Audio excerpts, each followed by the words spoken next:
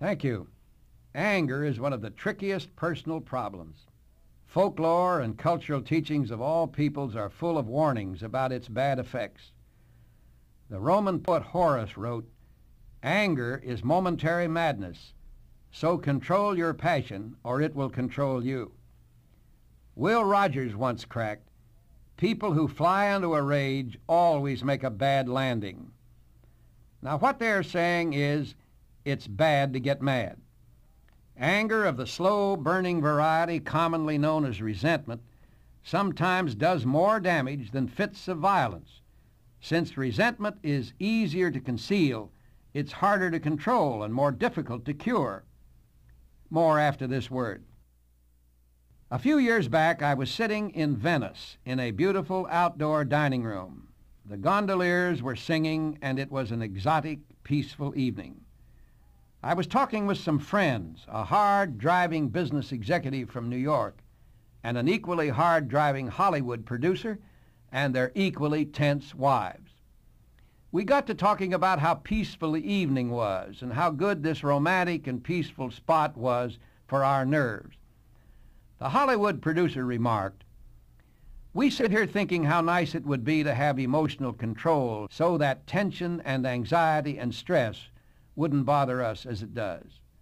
Well, my father was a man who did have just that.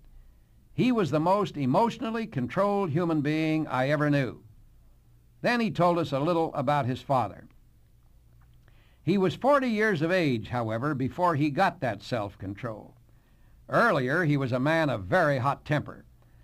I never heard anybody lose control and swear and carry on as my father would at times when he was exasperated. He was a very tense man. He just couldn't control himself at all. But it bothered him to be that way. As he got into middle life, he took hold of himself and finally conquered his weakness to the point that nothing ever upset him under any circumstances, no matter what.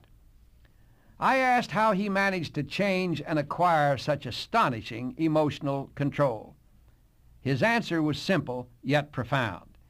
He said, "When I feel like flying into a great rage, I simply fly instead into a great calm." Don't fly into a tantrum or into an upset, but fly into a great calm. Quite a thought, you know. We are strong enough to develop this control.